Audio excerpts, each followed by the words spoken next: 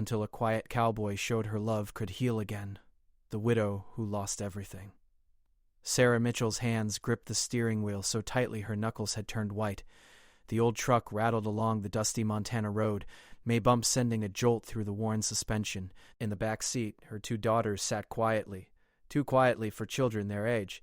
8-year-old Emma stared out the window at the unfamiliar landscape, while 5-year-old Lily clutched a stuffed rabbit that had seen better days. At 34 years old, Sarah felt like she had lived several lifetimes. The woman who stared back at her from the rearview mirror looked exhausted, with dark circles under her eyes and worry lines etched across her forehead. 6 months had passed since the accident that took her husband's life, but the pain felt as fresh as yesterday. Michael had been working in the fields on their Iowa farm when the tractor rolled. By the time help arrived, it was too late. The funeral had been a blur of casseroles, condolences, and crushing reality. Then came the bills, medical expenses from the emergency response, the ambulance, the hospital. Their farm had already been struggling with debt from 2 bad harvest seasons. Sarah had tried everything to keep their home. She took on extra work, sold everything valuable they owned, begged the bank for more time. Nothing worked. The foreclosure notice arrived on a gray Tuesday morning, giving them 30 days to leave the only home her daughters had ever known. Sarah had felt utterly lost until she received a letter from a lawyer in Montana. Her Aunt Dorothy, her mother's sister, had passed away and left Sarah a property, 20 acres of land with a cabin and barn outside a small town called Pine Ridge. Sarah had met Aunt Dorothy only once, during a childhood summer visit she barely remembered. The inheritance felt like a lifeline thrown to a drowning woman. With nowhere else to go and no other options, Sarah packed everything they had left into the truck and headed west. The GPS announced they had reached their destination, but Sarah saw nothing except wilderness. She drove slowly down an overgrown dirt path, branches scraping the sides of the truck. Then the trees opened up, and there it was, her aunt's property. Sarah's heart sank. The cabin looked like it belonged in a horror movie, not a fresh start. The wooden walls were weathered gray, with paint peeling in long strips. Several windows were cracked, and one was covered with cardboard. The roof sagged in the middle, and Sarah could see gaps between some of the shingles. Weeds grew waist-high around the foundation. Behind the cabin, an old barn leaned dramatically to one side, looking like a strong wind might topple it completely. "Is this our new house, Mama?" Lily asked in a small voice. Sarah forced a smile she didn't feel. "Yes, sweetie. It needs some work, but it'll be home." Emma, always more perceptive than her younger sister, said nothing. She simply unbuckled her seatbelt and climbed out of the truck, her shoulders slumped in a way no 8-year-olds should be. The inside of the cabin was marginally better than the outside, but only marginally. Dust covered every surface. Mouse droppings scattered across the kitchen counters. The furniture was old and mismatched. A sagging couch, a wooden table with 3 chairs, and beds with mattresses that smelled of mildew. The single bathroom had rust stains in the sink and tub. The whole place smelled of abandonment and decay. Sarah wanted to cry. She wanted to sit down on that disgusting floor and sob until she had no tears left. But her daughters were watching her with wide, uncertain eyes. They had already lost their father and their home. They needed her to be strong, even when she felt anything but. "Okay, girls," Sarah said, clapping her hands together with false enthusiasm. "Let's open all these windows and air this place out. Then we'll get our sleeping bags and make an adventure of sleeping on the floor tonight. Tomorrow we'll start making it beautiful." They spent the afternoon cleaning what they could with the limited supplies they had. Sarah scrubbed surfaces while the girls swept floors, their little brooms raising clouds of dust. As evening approached, Sarah realized she needed to figure out how to cook dinner. The ancient electric stove looked questionable at best, and she wasn't even sure it worked. She was examining the old wood-burning stove in the corner, trying to figure out how to light it, when she heard a vehicle approaching. Through the grimy window, Sarah watched a pickup truck pull up in front of the cabin. It was well used but clean, a working vehicle, not a showpiece. A man climbed out, and Sarah felt a flutter of nervousness. She was alone out here with her daughters, far from any neighbors she knew.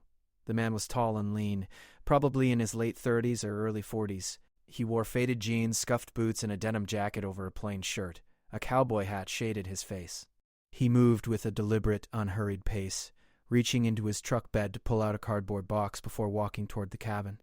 Sarah stepped onto the porch, positioning herself between this stranger and her daughters, who peeked curiously from the doorway behind her. The man stopped a respectful distance away and tipped his hat. Up close, Sarah could see his face, weathered from sun and wind, with lines around his eyes and a neatly trimmed beard showing threads of gray. His eyes were brown and serious, but not unkind. "Evening, ma'am," he said, his voice a low, quiet rumble. "Name's Jack Mercer. I own the ranch that borders your property to the east, just over that ridge there." He gestured with his head toward a line of hills. "Heard someone had finally moved into the old Hartley place. Thought you might could use some supplies." He held out the box. Sarah stepped forward cautiously and looked inside. Fresh eggs nestled in a carton, a loaf of homemade bread wrapped in a cloth, a jar of what looked like strawberry jam, and a container of butter. Thank you," Sarah stammered, surprised by the gesture. "That's very kind of you. I'm Sarah Mitchell, and these are my daughters, Emma and Lily." Jack nodded to the girls, who had crept closer to see what was in the box. "Pleased to meet you all. My sister made the jam. She's always making more than anyone can eat. The eggs are from my chickens. They're laying more than I can keep up with." Sarah took the box, its weight solid and real in her hands. "I don't know what to say. Thank you so much. We just arrived a few hours ago, and I haven't even made it to town for groceries yet." "Town's about 20 minutes down the main road," Jack said. "General store has most of what you need. Hardware store, too, if you're looking to fix things up." His eyes flickered over the cabin, taking in its poor condition, but he made no comment. An awkward silence stretched between them. Jack shifted his weight, looking like he wanted to say something more but wasn't sure if he should. "Well," he finally said, "I should let you folks get settled.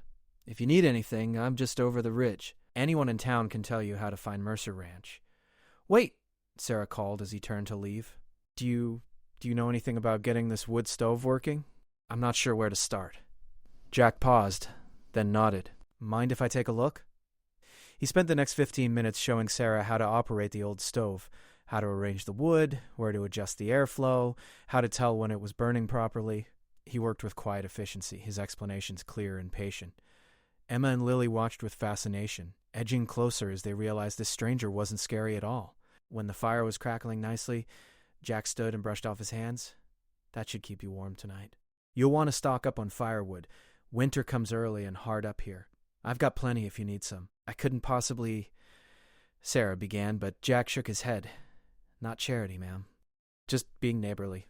That's how things work out here." He tipped his hat again. "Welcome to Montana, Mrs. Mitchell. I hope you and your girls find what you're looking for here." Then he was gone, his truck rumbling back down the path, leaving Sarah standing in her run-down cabin with a box of food and a warm stove. It wasn't much, but it was more kindness than she'd experienced in months. As she buttered bread for her daughters and opened the jar of jam, Sarah felt the tiniest spark of something she'd thought was lost forever. Hope. That night they ate their simple dinner by the light of the fire. The cabin was still shabby, still overwhelming in its need for repair. The future was still uncertain and frightening. But for the first time since Michael's death, Sarah didn't feel completely alone. Somewhere over that ridge was a quiet cowboy who understood what it meant to be a good neighbor. It was a small thing, but small things mattered when you had nothing. As her daughters fell asleep in their sleeping bags, Sarah sat by the window and looked out at the vast Montana sky, stars brighter than she'd ever seen them in Iowa. This wild, unfamiliar place might just become home, and that quiet man with the sad eyes and kind hands might just become a friend. She didn't dare hope for more than that. Her heart was too bruised, too battered to risk again. The morning after Jack's visit, Sarah woke with a sense of purpose she hadn't felt in months. The sun streamed through the dusty windows, painting golden rectangles across the worn wooden floor. Emma and Lily were still asleep in their sleeping bags, their small bodies curled together for warmth. Sarah quietly pulled on her jacket and stepped outside to survey her new property in the daylight. The land itself was beautiful, she had to admit. Rolling hills stretched in every direction, covered in wild grasses that swayed in the breeze. Pine trees dotted the landscape, and in the distance, mountains rose against a brilliant blue sky. The air smelled clean and fresh, nothing like the farm back in Iowa. This place had potential if only she could see past all the work it needed. She spent that first week doing what she could with limited resources. She patched the broken window with better materials than cardboard. She scrubbed every surface until her hands were raw. She cleared weeds and tried to make the exterior look less like a haunted house. The girls helped where they could, and slowly, very slowly, the cabin began to feel less hostile. But challenges kept appearing. The water pump was temperamental and sometimes refused to work. The truck started making a worrying, grinding noise. The roof leaked when it rained, and Sarah had to position buckets around the cabin to catch the drips. Every problem felt enormous when she had so little money and no idea how to fix most things. On the 8th day, Sarah was struggling with the barn door. It had come off its hinges and dragged on the ground, making it impossible to open or close properly. She was trying to lift it back into place when she heard that now familiar sound of a truck approaching. Jack's vehicle came into view, and Sarah felt an odd mixture of relief and embarrassment. She didn't want to appear helpless, but she was genuinely stuck. Jack climbed out of his truck, assessed the situation with a quick glance, and walked over without a word. Together, they lifted the heavy door while Jack examined the hinges. "These are shot," he said simply. "I've got replacements back at my place. Be right back." "You don't have to?" Sarah started, but he was already heading to his truck. 20 minutes later, Jack returned with new hinges and tools. He worked methodically, showing Sarah what he was doing so she could learn. Emma appeared and watched intently, asking questions that Jack answered with surprising patience. By the time he finished, the doors swung smoothly and latched properly. "Thank you," Sarah said, meaning it deeply. "I don't know how to repay you for all your help." Jack shook his head. "No repayment needed. Just pass it on when you can." He gathered his tools and left before Sarah could say anything more. This became a pattern over the following weeks. Jack would appear at odd times, always with a practical reason. One morning, Sarah woke to find a neat stack of firewood by her front door, enough to last weeks. She knew it was Jack, though he never mentioned it. When a cold snap was forecasted, he showed up with extra blankets and a better space heater, explaining his sister was cleaning out her closets and asked if Sarah could use these things. Sarah learned more about her mysterious neighbor from the people in town. She'd taken the girls to Pine Ridge to register Emma for school and to buy supplies. The town was small, just a few streets of businesses and homes, the kind of place where everyone knew everyone. At the general store, the clerk, an older woman named Betty, had been friendly and chatty. "Oh, you're at the Hartley place," Betty had said. "Heard Jack Mercer's been helping you out? That's good. He's a fine man, that Jack. Keeps to himself mostly, but he's got a good heart." "How long has he lived here?" Sarah asked, curious despite herself.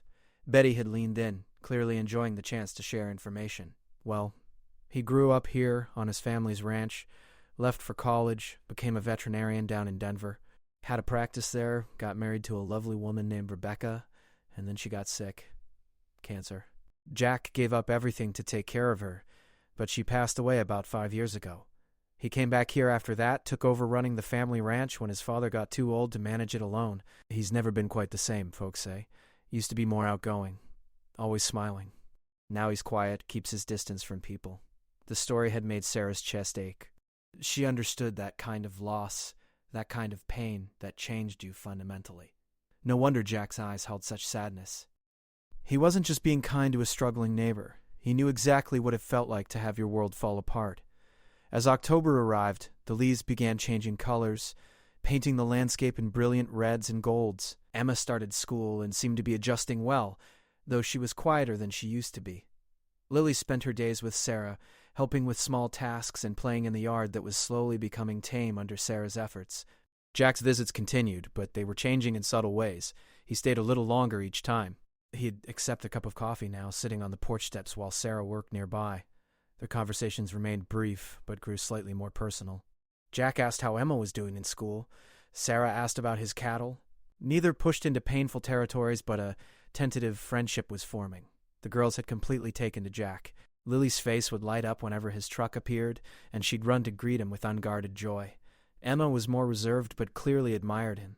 One afternoon, Jack appeared with 2 small carved wooden horses, one for each girl. He'd made them himself, he explained, and thought they might like them. The craftsmanship was beautiful, smooth and detailed, clearly made with care and skill. "These are too nice," Sarah had protested. "You must have spent hours.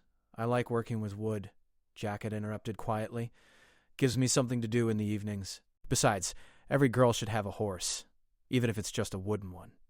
Lily had hugged hers to her chest immediately, while Emma had examined hers carefully before looking up at Jack with genuine happiness in her eyes. "Thank you, Mr. Jack," she'd said. "I love it." Sarah had seen something shift in Jack's expression then. A softening, a small crack in the walls he kept around himself. In early November, Sarah decided she needed to properly thank Jack for all his help. She invited him to dinner, writing a note and leaving it tucked in his truck when she saw it parked outside the general store. She almost didn't do it, worried he might feel obligated or uncomfortable, but she wanted him to know how much his kindness meant to her family. The day of the dinner, Sarah was ridiculously nervous. She cleaned the cabin more thoroughly than necessary and prepared her best dish, a pot roast with vegetables, something hearty and comforting. She'd even managed to bake an apple pie, though the crust wasn't as perfect as she'd hoped. The girls helped set the table, using the nicest dishes they had unpacked. When Jack arrived, he looked uncomfortable in a clean shirt and nicer jeans than his usual work clothes. He held his hat in his hands and stood in the doorway like he wasn't sure he should enter. "Come in, please," Sarah said warmly. "Everything's ready." The dinner started awkwardly. Jack sat stiffly at the table, and long silences stretched between bites of food. Sarah scrambled for conversation topics, feeling foolish for thinking this was a good idea. But then Emma, bless her heart, started asking Jack about his horses. "How many do you have?" she asked. 6 right now," Jack answered. 3/4 horses and 3 pay horses. "What are their names?" Lily chimed in. Jack's posture relaxed slightly as he told them about his horses: Dusty, Scout, Pepper, Daisy, Thunder, and Blaze. He described each one's personality, their quirks and habits. Emma asked if she could meet them sometime, and Jack nodded. "Anytime you want. I could teach you to ride, if your mother says it's okay." Sarah saw Emma's eyes go wide with hope. "Really? Mama, can I?" "We'll see," Sarah said, but she was smiling. Watching Jack talk about his animals, she saw a glimpse of who he must have been before grief changed him. There was passion there, carefully hidden but real. As the evening progressed, the conversation flowed more easily. Jack asked about Sarah's work. She explained she did bookkeeping online for small businesses, work she could do from anywhere with an internet connection. Jack told them about growing up on the ranch, about learning to ride before he could properly walk, about his decision to become a veterinarian because he'd always felt more comfortable with animals than people. "Why did you stop?" Sarah asked gently. "Being a vet, I mean." Jack's expression closed slightly, but he answered, "When Rebecca got sick, I couldn't focus on work anymore. Every diagnosis reminded me of hers. Every animal I couldn't save felt like failing her all over again. After she passed, I couldn't go back to it, so I came home to the ranch. Animals here don't need me to be a doctor. They just need someone to take care of them. That I can do." The pain in his voice was evident, and Sarah understood it completely. "I know what you mean," she said quietly. "After Michael died, I couldn't stay in our old house. Everywhere I looked, I saw him. Every routine we'd built together felt impossible without him. Sometimes you have to leave to survive." Their eyes met across the table, and in that moment, a deeper understanding passed between them. They were both survivors, both doing their best to move forward, while carrying the weight of profound loss. As Jack prepared to leave, he paused at the door. The girls had gone to get ready for bed, leaving Sarah and Jack alone in the warm glow of the cabin's lights. "Sarah," he said, and it was the first time he'd used her first name. "I want you to know you're doing a good job here. With the place, with your girls. I know it's not easy, starting over in a strange place with no support. But you're stronger than you probably feel." Sarah felt tears prick her eyes. Those simple words meant more than he could know. "Thank you, Jack. And thank you for being here, for helping us. I don't know what we would have done without you." Jack settled his hat on his head, his expression gentle. "You're not alone here, Sarah. Remember that." After he left, Sarah stood in her small, imperfect cabin and felt something she hadn't expected to feel again. The stirring of connection, the possibility of friendship, maybe even the distant hint of something more. It terrified her. Opening her heart again meant risking it again. But as she checked on her sleeping daughters and cleaned up from dinner, she couldn't deny that Jack Mercer had become important to her. To all of them. The quiet cowboy with the sad eyes was slowly becoming a light in their darkness, even as he carried his own. Winter arrived in Montana like an unwelcome guest who planned to stay far too long. The first serious snow came in early December, transforming the landscape overnight into a pristine white world. Sarah woke to find everything covered in a thick blanket of snow, the kind of snow that made even familiar places look strange and new. The girls were delighted, pressing their faces against the windows and begging to go outside and play. Sarah bundled them up in every warm piece of clothing they owned and let them explore the winter wonderland while she tackled the more pressing concern, keeping the cabin warm.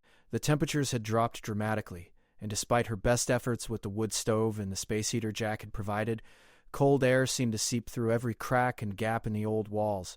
Over the next week, the weather grew increasingly harsh.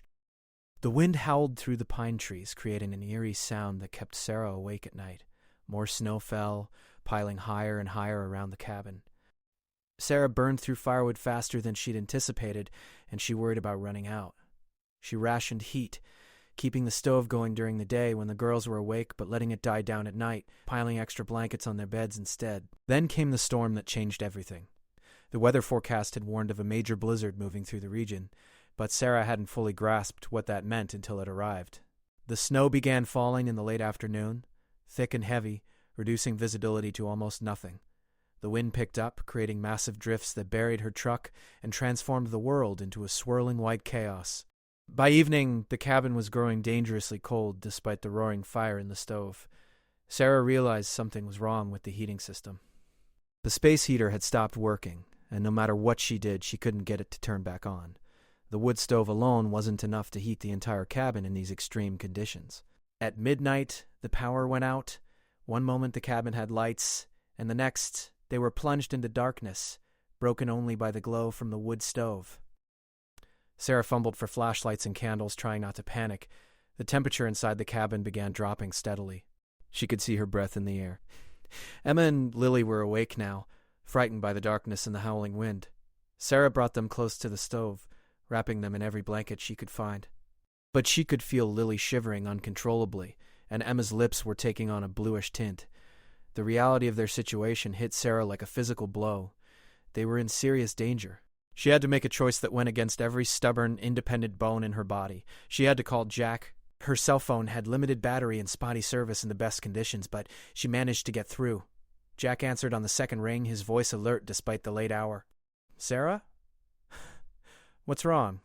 "Jack, I'm sorry to call so late, but the power's out and the heater's broken and I can't keep the cabin warm enough. The girls are so cold and I don't know what to do." Her voice cracked with fear and exhaustion. "I'm coming," Jack said immediately. "Keep 'em by the stove." "I'll be there as soon as I can." Sarah had no idea how he would make it through the blizzard, but somehow, 25 minutes later, she heard the sound of an engine. Through the window, she could barely make out the shape of Jack's truck with a snowplow attachment on the front, cutting through the massive drifts. He made his way to the cabin door, moving through snow that came up to his thighs, carrying a large bag. When Sarah opened the door, Jack was covered in snow, his face red from the cold and wind, but his eyes were focused and calm. He stepped inside and immediately went to work, checking the space heater and determining it had blown a fuse. He pulled a generator from his bag and got it running, restoring some power to the cabin. But even with that, it was clear the cabin couldn't maintain a safe temperature in these conditions. "You need to come to my place," Jack said, his tone leaving no room for argument. "My house has a backup generator and better insulation. You'll freeze here." Sarah wanted to refuse. She hated feeling helpless, hated being a burden. But when she looked at Lily, who was shaking so hard her teeth chattered, pride became irrelevant. Her daughter's safety was all that mattered. "Okay," she whispered. "Thank you." Jack helped them gather essential items. Clothes, toiletries, the girls' wooden horses. He carried Lily, who was too cold and tired to walk properly, while Sarah held Emma's hand and followed Jack's footsteps through the deep snow to his truck. The short journey felt like miles, the wind biting through their clothes, the snow blinding and disorienting. Jack's ranch house was a revelation. It was a solid, well-maintained two-story home with warm light glowing from the windows. Inside, heat enveloped them immediately. The living room had a stone fireplace with a fire already burning, and the whole space felt cozy and welcoming despite its masculine simplicity. Jack got the girls settled on the couch with heavy quilts while Sarah tried to stop trembling from cold and adrenaline. He brought them hot chocolate and warm soup, his movements efficient and caring. Gradually, color returned to the girls' faces, and their shivering stopped. Only then did Sarah allow herself to relax slightly. "Thank you," she said to Jack, who stood by the fireplace looking relieved. "I don't know what would have happened if you hadn't come." "You would have figured something out," Jack said. "But I'm glad you called. That's what neighbors do. We look out for each other." The storm raged for 3 days, making it impossible for them to return to the cabin even if Sarah had wanted to. Those 3 days trapped together in Jack's house shifted something fundamental in their relationship. With nowhere to go and nothing to do but wait out the weather, they had time, real time, to talk and connect. Jack's home told stories about him that he didn't speak aloud. Photos covered the walls and sat on shelves, pictures of Jack as a child with his parents and sister, Jack in his veterinary coat with patients, and many photos of Rebecca. She had been beautiful, with long dark hair and a warm smile that lit up her face. In every picture with Jack, they looked deeply happy. their love obvious. Sarah noticed how Jack's gaze would skip over those photos, as if looking at them hurt too much. One evening, after the girls had fallen asleep, Sarah and Jack sat by the fire with cups of coffee. The house was quiet except for the wind outside and the crackling of burning wood. She was beautiful, Sarah said softly, nodding toward a photo of Rebecca on the mantel. Jack looked at the picture, and his expression filled with old pain. She was beautiful, smart, kind. She made everything better just by being in the room. We met in college, got married young. Everyone said we were crazy, but it felt right. We had a good life in Denver. She worked as a teacher, loved her students. We were planning to start a family. He paused, staring into his coffee cup. Then she got diagnosed with stage 4 ovarian cancer. By the time they found it, there wasn't much they could do. I was a veterinarian. I spent my life healing animals, understanding diseases, and I couldn't do anything to save the person I loved most in the world. Sarah's heart ached for him. That must have been unbearable. I quit my practice to take care of her full time. We tried every treatment, every option. Nothing worked. She died 2 years after the diagnosis. I was holding her hand, and she just slipped away. Part of me went with her that day. Jack's voice was barely above a whisper. Sarah understood that feeling completely. When Michael died, it was so sudden. One moment he was alive, working in the field, and the next moment he was gone. I didn't get to say goodbye. I didn't get to tell him one more time that I loved him. The guilt of that ate at me for months. I kept thinking about all the times I'd been short with him over stupid things, all the moments I took for granted. I have guilt too, Jack admitted. I was a doctor. I should have seen the signs earlier, pushed for tests sooner. Maybe if I had, they would have caught it when treatment could still help. Rebecca always said it wasn't my fault, but I can't help wondering. They sat in comfortable silence for a while, two people who understood the weight of loss and guilt. Finally, Sarah spoke again. How did you survive it? How did you keep going? Jack considered the question carefully. Honestly? Some days I didn't want to. I came back here because I didn't know what else to do.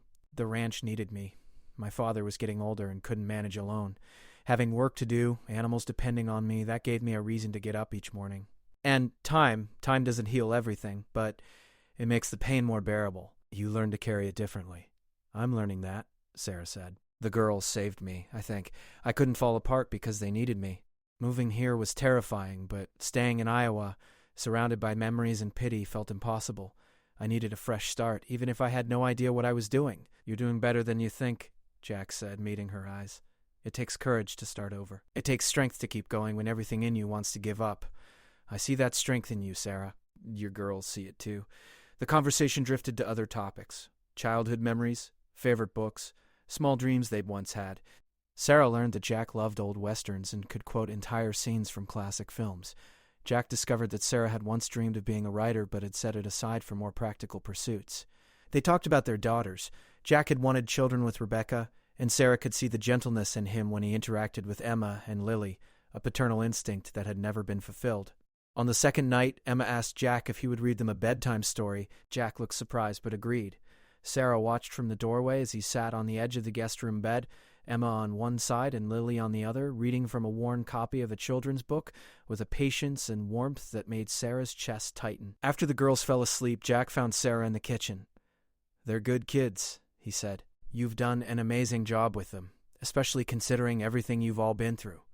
"They like you," Sarah replied. "Lily talks about you constantly. Emma does too, though she's more subtle about it. You're good with them." Jack looked pleased but also sad. Rebecca and I always planned to have kids. We were going to wait until we were more settled and saved more money. Then she got sick, and suddenly there was no time. That's one of my biggest regrets. Waiting for the perfect moment instead of just living. The words hung between them, heavy with meaning. Both of them had learned the hard way that perfect moments don't exist, and that waiting for the right time means missing out on life. On the third morning, the storm finally broke. The sun emerged, turning the snow-covered landscape into a glittering wonderland. Jack used his plow to clear a path back to Sarah's cabin.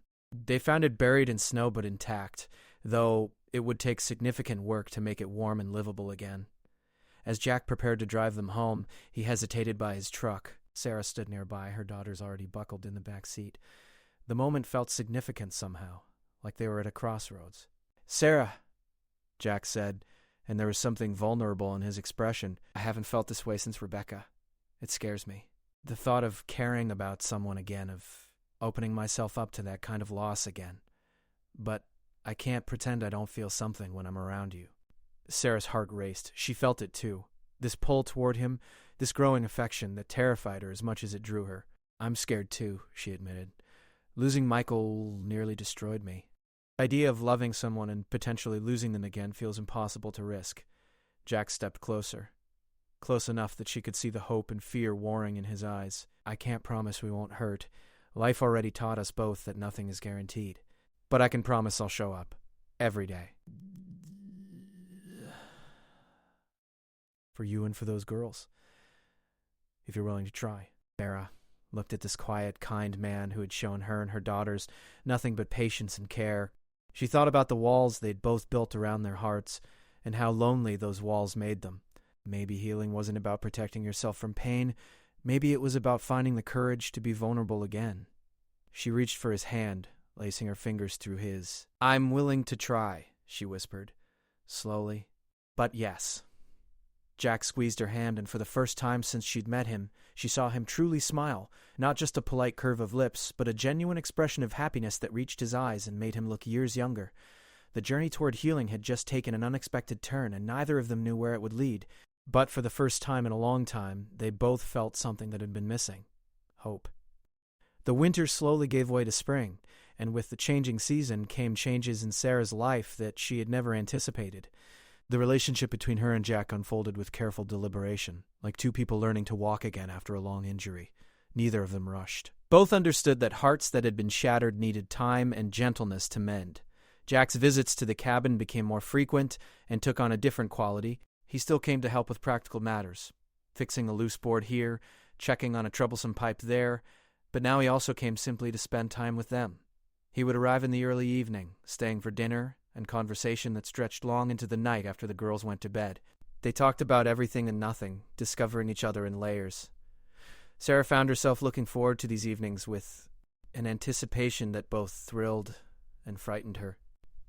She noticed small things about Jack that made her smile. The way he always removed his hat when entering a building, the gentle tone his voice took when he spoke to her daughters, the calluses on his hands from years of ranch work.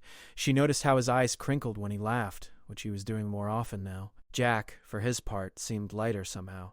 His sister Maria, whom Sarah had finally met at the general store, pulled Sarah aside one day with tears in her eyes. "I don't know what you've done," Maria said, "but Jack is coming back to life. I haven't seen him smile like this in 5 years." "Thank you." The comment had made Sarah emotional. She hadn't set out to heal anyone. She was barely holding herself together most days, but maybe that was the point. Two broken people could sometimes help each other in ways that whole people couldn't. In March, Jack began teaching Emma to ride horses just as he'd promised. Every Saturday afternoon, Sarah and Lily would come to the ranch and watch as Jack patiently guided Emma around the corral on Daisy, his gentlest mare. Emma took to riding naturally, her confidence growing with each lesson. Lily was still too small for lessons, but Jack let her brush the horses and feed them carrots, which she did with solemn importance. During these visits, Sarah would sit on the fence and watch, struck by the picture they made, this quiet cowboy teaching her daughter something that clearly mattered to him, Emma's face glowing with joy and pride. It looked like family, even though Sarah was afraid to call it that. One afternoon after Emma's lesson, Jack suggested they all go on a trail ride together. He had a small, elderly pony named Buttons that Lily could ride while he led her, and Sarah could ride Scout, one of his calmer horses. Sarah hesitated. She hadn't been on a horse since she was a teenager. But the hopeful expressions on her daughters' faces made the decision for her. They rode out across Jack's property, following trails that wound through meadows beginning to show the first hints of green. The mountains rose in the distance, still snow-capped, magnificent against the clear blue sky. Jack rode beside Sarah, occasionally pointing out landmarks or telling stories about the land. Emma rode ahead on Daisy, sitting tall in the saddle, while Lily giggled with delight on Buttons, holding tightly to the saddle horn as Jack led the pony. "This is beautiful," Sarah said, breathing in the crisp air. "I can see why you love it here." "It's home," Jack agreed. "I've been to cities, lived in Denver for years, but this is where I belong." Rebecca understood that. She was willing to move here eventually, build a life on the ranch with me. "We had plans." His voice grew distant, touched by old sadness. Sarah reached over and briefly touched his arm. "It's okay to miss her.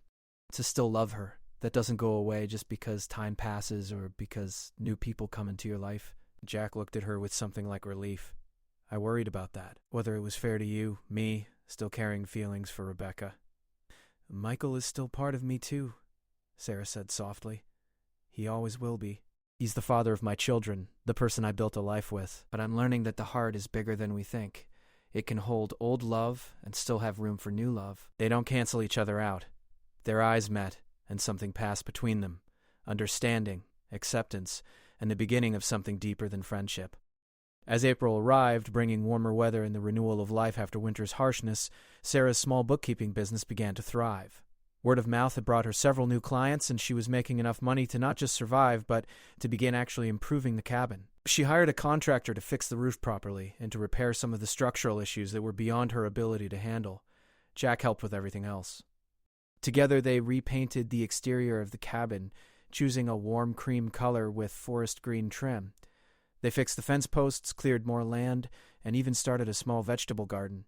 Working side by side, their hands occasionally brushing, their conversations flowing easily, it felt natural and right. The girls bloomed in this new environment. Emma made friends at school, and her quiet sadness gradually lifted, replaced by a more typical childhood energy. Lily, who had been clingy and fearful after her father's death, became more independent and adventurous. Both girls clearly adored Jack, and he had a gift for making each of them feel special in different ways. He brought Emma books about horses and spent time teaching her about animal care. He carved Lily a whole farm of wooden animals to add to her collection. When Emma struggled with math homework, Jack sat with her patiently until she understood. When Lily had a nightmare, Jack was the one who knew exactly how to comfort her with gentle words and a warm presence. Sarah watched these interactions with a full heart and growing certainty. This man, this quiet cowboy with his own scars and sorrows, was becoming essential to her family, and she was falling in love with him. The realization hit her one evening in late April. Jack had come for dinner, as had become their routine. After eating, Emma was practicing violin, a school activity she'd recently started, and the sound was painful in its beginning stages. Jack winced good-naturedly at a particularly screechy note, and Emma laughed at his expression. Lily was showing Jack a picture she'd drawn, chattering away about every detail. Sarah stood at the kitchen sink washing dishes, watching the scene, and suddenly the truth was undeniable. She loved him. She was in love with Jack Mercer. The thought terrified her. Loving meant risking. Loving meant making herself vulnerable to devastating loss all over again. But as she watched Jack's patient attention to her daughters, his genuine interest in their small triumphs and concerns, she knew it was too late to protect her heart.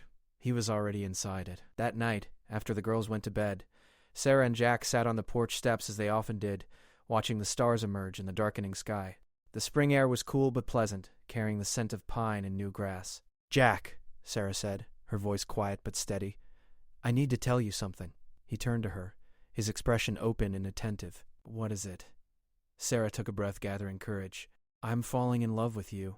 Actually, I think I've already fallen, and it scares me more than anything has in a long time. After Michael died, I didn't think I would ever feel this way about anyone again.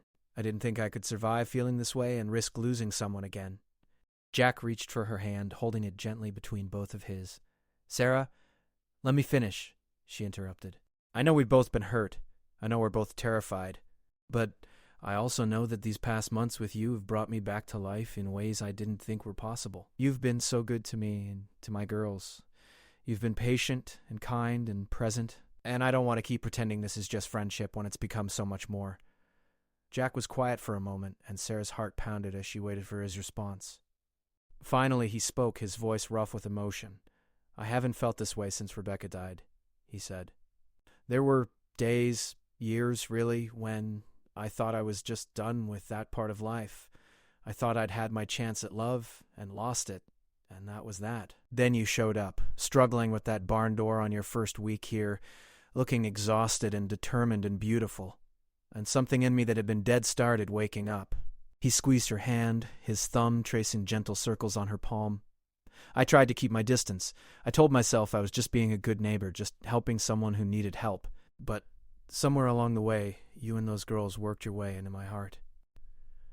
Lily's laugh, Emma's questions, your strength and courage, I fell for all of it. I fell for you. Sarah felt tears streaming down her face, but they were good tears, healing tears. So what do we do now? Jack reached up and gently wiped away her tears with his thumb. We try. We take it slow. We let ourselves be happy, even though it's scary. We let ourselves love again, even knowing it might hurt. Because the alternative, staying locked away from life, from connection, from joy, that hurts too. Just in a different way. Sarah nodded, unable to speak past the emotion in her throat. Jack leaned in slowly, giving her time to pull away if she wanted to. She didn't want to. When his lips met hers, it was gentle and sweet and full of promise. The kiss tasted like second chances and hard-won courage. When they pulled apart, both of them were smiling through tears. They sat together on those porch steps, hands intertwined, looking up at the vast Montana sky blazing with stars. The night was quiet except for the sounds of nature. Crickets beginning their spring songs, the distant call of an owl, the whisper of wind through pine trees. Emma's birthday is coming up, Sarah said after a while. She'll be 9. I was thinking of having a small party at your ranch, if that's okay. She's been talking about showing her friends the horses. Jack smiled. I think that's a perfect idea. We could set up some games, maybe give pony rides. I'll talk to Maria about making a cake. She's much better at that than I am. They began planning the party, their conversation flowing easily from logistics to memories to hopes for the future. As the night grew later and cooler, Jack draped his jacket around Sarah's shoulders. She leaned against him, feeling safe and cherished in a way she hadn't felt since before Michael's death. When Jack finally left that night, he kissed her again at her door. Longer this time, deeper, with a promise of all the tomorrows they might have together. Sarah watched his truck lights disappear down the road, then went inside to check on her sleeping daughters. She stood in their doorway, watching their peaceful faces in the dim glow of the nightlight. Emma clutched her wooden horse, and Lily had her collection of carved animals lined up beside her pillow. These precious girls who had lost so much had found joy again. They had found safety and stability, and they had found someone who loved them and their mother with a steady, genuine affection. Sarah climbed into her own bed, pulling the quilt Jack's grandmother had made up to her chin. The cabin that had seemed so broken and hopeless when she first arrived now felt like home. She had taken the shattered pieces of her life and, with help from a quiet cowboy who understood loss, built something new and beautiful. As she drifted towards sleep, Sarah thought about Emma's upcoming birthday, about the life they were building, about the love growing between her and Jack. It wasn't the life she'd planned. It wasn't the future she'd imagined back in Iowa, but it was good and real and full of possibility. Sometimes the best things in life come after the worst things. Sometimes you have to lose everything to find what you were always meant to have. And sometimes healing comes wrapped in cowboy boots and a worn denim jacket, arriving quietly but changing everything. Emma's 9th birthday arrived on a perfect spring day, the kind of day that made Montana feel like paradise. The sky stretched endlessly blue without a single cloud, and the temperature was warm enough to be comfortable, but cool enough that no one would overheat. Sarah woke early, her stomach fluttering with a mixture of excitement and nervousness. This would be the first real celebration they'd had since moving to Montana, the first time she'd feel truly settled enough to open their lives to others. Jack had arrived the previous evening to help set up, transforming a section of his ranch into a birthday wonderland for a horse-loving 9-year-old. Meow. He'd strung colorful banners between fence posts, set up tables with checkered tablecloths, and arranged hay bales in a circle for seating. The centerpiece was a riding area where kids could take turns on the gentlest horses, with Jack and his ranch hand supervising every moment. Emma had been unable to sleep the night before, too excited about her party. She'd invited 6 friends from school, kids who had welcomed her into their group and made her transition easier. Sarah had met their parents at various school events, and they'd all seemed genuinely kind, the sort of small-town families who looked out for each other. As guests began arriving in the late morning, Sarah felt a wave of gratitude wash over her. These people had accepted her family without judgment, without pity. They saw her as Sarah, not as the poor widow from Iowa. They saw Emma and Lily as children, not as those girls who lost their father. It was a gift she hadn't known she needed. Jack moved through the party with quiet confidence, his natural way with both animals and children making him the perfect host. He lifted Lily onto a pony with gentle hands, walking beside her around the corral as she squealed with delight, patiently answered endless questions from curious kids about his horses, his ranch, his life. He showed them how to properly approach a horse, how to offer treats safely, how to brush a mane without startling the animal. Sarah found herself standing by the fence watching him with Emma's friend Sophie, a shy girl who'd been nervous about riding. Jack knelt beside her, speaking in his calm, reassuring voice, and within minutes Sophie was smiling and ready to try. He had such patience, such genuine care for making everyone feel comfortable and safe. Maria, Jack's sister, appeared beside Sarah with 2 cups of lemonade. She was a warm, energetic woman in her early 40s with Jack's same brown eyes and an easy smile. "He's different with you around," Maria said, handing Sarah a cup. "Lighter. More like the brother I remember from before everything happened." Sarah accepted the lemonade gratefully. "He's been incredible with my girls. I don't know what we would have done without him." Maria studied her thoughtfully. "It goes both ways, you know. You've been good for him, too. He was lost for so long after Rebecca died. He went through all the motions of living, but wasn't really alive. Now he is again. That's because of you and your daughters." The comment made Sarah's eyes prickle with emotion. "I think we're healing each other," she said softly. "The best relationships do that," Maria replied with a knowing smile. The afternoon unfolded with the easy joy of childhood celebration. The kids rode horses, played games, and consumed enormous amounts of cake and ice cream. Maria had outdone herself with a 3-layer chocolate cake decorated with edible flowers and a fondant horse on top. Emma's face when she saw it was pure happiness, the kind of unguarded joy that made every bit of effort worthwhile. As the sun began its descent toward the horizon, painting the sky in shades of orange and pink, parents started arriving to collect their children. Sarah helped hand out party favor bags, small horse figurines, and homemade cookies that Maria had prepared. The kids left tired and happy, already talking about what a great party it had been. Finally, only Sarah's family and Jack remained. Emma and Lily were exhausted but content, sitting on a hay bale sharing the last pieces of cake. Jack stood beside Sarah, surveying the remnants of the party with satisfaction. "Thank you," Sarah said, turning to face him fully. "This was perfect. Emma had the best day. I can't remember the last time I saw her this happy." "She deserves it," Jack replied. "They both do. And so do you." There was something in his voice, something weighted with meaning that made Sarah's heart skip. Jack reached into his jacket pocket and pulled out a small box.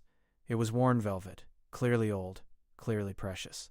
"Sarah," he began, and she noticed his hands were slightly trembling. "I know we said we'd take things slow. I know we both have reasons to be careful, to be scared. But these past months with you have taught me something important. Life is too short to waste time being afraid. We both learned that lesson the hard way." He opened the box, revealing a ring that took Sarah's breath away. It was vintage, with a single diamond set in an intricate gold band that looked like twisted vines. It was beautiful but not ostentatious, elegant but not showy, perfectly suited to who she was. "This was my grandmother's ring," Jack continued, his voice steady despite the emotion Sarah could see in his eyes. She and my grandfather were married for 62 years. They built this ranch together, raised their family here, weathered every storm, side by side. I want that with you, Sarah. I want to build a life together. I want to be a husband to you and a father figure to Emma and Lily, if you'll let me." Sarah's hands flew to her mouth, tears streaming down her face. She'd dreamed of this moment but hadn't dared believe it would actually happen. "I know it's fast," Jack said. "I know people will probably think we're rushing, but when you've faced loss like we have, you understand that there's no perfect timing. There's just now, and the people you love, and the choice to be brave enough to reach for happiness when it's offered." "Yes," Sarah whispered, then louder. "Yes, Jack." "Yes, to all of it." Jack's face broke into the widest smile she'd ever seen from him. She slipped the ring onto her finger. It fit perfectly, as if it had been made for her. Then he pulled her into his arms, holding her tight while she cried happy tears into his shoulder. "Mama?" Emma's voice broke through the moment. "Why are you crying?" Sarah turned, still in Jack's embrace, to see both her daughters watching with concerned faces. She wiped her eyes and smiled through her tears. "I'm crying because I'm happy, sweethearts. Jack just asked me to marry him, and I said yes." Emma's eyes went wide, and then she was running toward them, Lily following close behind. "Really? Jack is going to be our family?" Jack knelt down to their level, his expression serious and sincere. "If that's okay with you girls. I know I can't replace your dad. I would never try to do that. But I love your mom very much, and I love both of you. I want us to be a family together." Lily threw her arms around Jack's neck without hesitation. "I want you to be our family. Can we live at the ranch with all the horses?" Emma was more thoughtful, her expression complex. Sarah held her breath, knowing her older daughter needed time to process. Emma had more memories of her father, understood loss more deeply. "Will you always be here?" Emma asked quietly. "You won't leave?" Jack's voice was gentle but firm. "I will always be here, Emma. I promise you that. I know promises might feel scary after losing your dad, but I'm not going anywhere. You can count on me." Emma studied his face for a long moment, then nodded slowly. "Okay. Then I'm happy too." She joined the hug, and suddenly they were all tangled together. Sarah, Jack, Emma, and Lily, a new family forming in that moment. The following months were a whirlwind of planning and change, but the good kind of change, the kind that felt like moving forward rather than running away. Sarah and Jack decided on a December wedding, wanting to give the girls time to adjust and to plan something meaningful rather than rushed. They spent the summer and fall blending their lives together. Jack began spending more evenings at the cabin, becoming a regular presence at dinner, at bedtime stories, at the mundane daily moments that make up a life. He helped Emma with her homework and taught her more advanced writing skills. He played endless games of pretend with Lily and her wooden animal collection. He fixed things around the cabin and discussed plans for eventually combining his ranch with Sarah's property into one larger operation. Sarah's bookkeeping business continued to grow, and she set up a proper office in one of the cabin's spare rooms. Jack consulted her on the ranch's finances, impressed by her organizational skills and business sense. They made a good team, complementing each other's strengths. There were challenges, of course. Emma had moments when she missed her father intensely and pushed Jack away. Lily sometimes had nightmares and called for her daddy, not understanding why he couldn't come. Jack had days when grief over Rebecca hit him unexpectedly, and he'd grow quiet and distant. Sarah still woke some mornings with anxiety about money, about the future, about whether she was making the right choices, but they learned to navigate these difficult moments together. They talked openly about their feelings, their fears, their grief. They learned that healing wasn't about forgetting the past, but about making room for both sorrow and joy. They discovered that love the second time around was different, less innocent perhaps, but deeper and more resilient for having survived loss.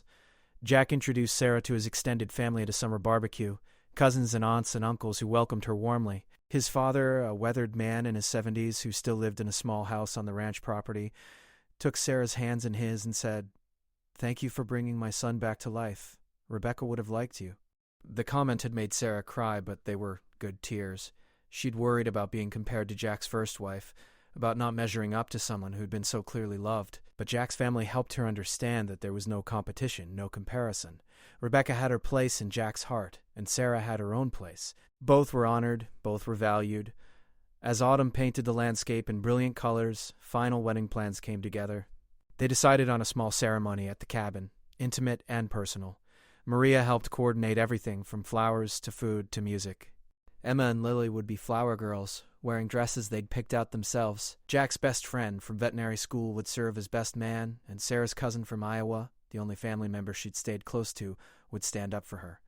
On a cold December evening, 2 days before the wedding, Sarah stood in what would soon be her and Jack's shared bedroom at the ranch house. They'd decided to live at Jack's place since it was larger and better suited for a family. Jack had spent weeks preparing, painting the girls' new rooms in colors they'd chosen, moving furniture, making space for all of Sarah's belongings. She looked at the ring on her finger, still amazed that this was her life now. A year and a half ago, she'd arrived in Montana with nothing but grief and 2 traumatized children, expecting only to survive. Instead, she'd found a home, a community, and a love she never thought she'd experience again. Jack found her there, wrapping his arms around her from behind and resting his chin on her shoulder. "Having second thoughts?" he asked gently. "Not even a little bit," Sarah replied, leaning back against him. "Just thinking about how far we've come, how different everything is from what I expected." "Better or worse than expected?" Jack asked. Sarah turned in his arms to face him, reaching up to touch his cheek. "So much better. It's scary sometimes, because happiness feels fragile when you've lost it before. But better." "I feel the same way," Jack admitted. "Some mornings I wake up and can't quite believe this is real, that I get to have this, you the girls, a family again. It feels like more than I deserve." "We both deserve it," Sarah said firmly. "We've both been through enough pain. We deserve this happiness, this second chance, and we're going to make the most of it." The wedding day arrived with fresh snow falling gently from a gray sky, transforming the world into a winter wonderland. The cabin had never looked more beautiful, decorated with evergreen branches, white lights, and simple, elegant flowers. A small group of friends and family gathered in the warm interior, their faces glowing with genuine happiness for the couple. Sarah wore a simple cream-colored dress. Elegant, but not traditional. She was a widow marrying a widower, and they'd chosen to honor their unique situation rather than pretend it didn't exist. Emma and Lily looked like angels in their red velvet dresses, clutching small bouquets and taking their roles very seriously. Jack wore a dark suit that made him look more handsome than Sarah had ever seen him. But it was his expression that made her breath catch, the pure joy and love in his eyes as she walked toward him, accompanied by both her daughters. The ceremony was short but meaningful. They'd written their own vows, words that acknowledged their pasts while celebrating their future. Jack promised to honor Michael's memory and to be the father figure Emma and Lily deserved. Sarah promised to cherish Rebecca's place in Jack's heart while building their own unique love story. They promised to show up for each other, to choose courage over fear, to build a life worthy of the second chance they'd been given. When the officiant pronounced them husband and wife, Jack kissed Sarah with a tenderness that spoke of promises kept and futures hoped for. Emma and Lily cheered, and the small gathering erupted in applause. The reception was simple. Good food, better company, and lots of laughter. Yeah, Jack's father gave a toast that had everyone reaching for tissues, speaking about loss and resilience and the beauty of love finding a way, even in the darkest times. Maria sang a song she'd written for the occasion, her voice clear and sweet. Emma surprised everyone by standing up and saying in a wavering but determined voice, "Jack makes my mom smile again. He makes us all happy. I'm glad he's part of our family now." As the evening wound down and guests departed, Sarah and Jack stood on the cabin's porch, watching the snow fall in the darkness. The girls were inside with Maria, who'd volunteered to stay with them for the night so the newlyweds could have some time alone. "How are you feeling, Mrs. Adam?" "Mercer?" Jack asked, wrapping his arm around her waist. Sarah smiled at the new name, at how right it felt. "Like the luckiest person in the world. Like maybe all the hard things we went through were leading us here, to this moment, to each other." "I believe that," Jack said quietly. "I don't think we would have understood each other if we hadn't both walked through fire. Our scars match in a way that matters." They stood together in comfortable silence, watching the snow blanket the world in white. In the distance, the ranch house glowed with warm light. Their future home, the place where they'd raise the girls and build the life they'd both thought was lost forever. Sarah thought about the widow she'd been when she arrived in Montana, broken, hopeless, just trying to survive. She thought about the quiet cowboy who'd shown up with a box of eggs and jam, carrying his own grief but still finding room to be kind. She thought about two people learning to trust again, to hope again, to love again despite knowing how much it could hurt to lose. This wasn't the life she'd planned. Michael should have been alive. Rebecca should have been alive. There should have been no need for second chances because first chances should have lasted. But life doesn't work that way, and sometimes the only choice is to find beauty in what remains. "Come on," Jack said, taking her hand. "Let's go home." Home. The words settled into Sarah's heart with perfect rightness. Not the cabin, not the ranch house specifically, but wherever they were together, Jack, Sarah, Emma, and Lily. That was home now. As they walked hand in hand through the falling snow toward their future, Sarah realized something profound. She'd come to Montana having lost everything. Her husband, her home, her sense of security and purpose. She'd found something better than what she'd lost. Not because it replaced what came before, but because it honored the journey. She'd found that broken hearts could mend without forgetting. That grief and joy could exist side by side. That endings, no matter how painful, could lead to beautiful new beginnings. That a quiet cowboy with sad eyes could show you that love wasn't about never hurting again. It was about having the courage to love anyway, knowing both the risk and the reward. Until a quiet cowboy showed her love could heal again, Sarah hadn't believed in second chances. Now she lived one every single day, and it was more beautiful than anything she'd dared to dream.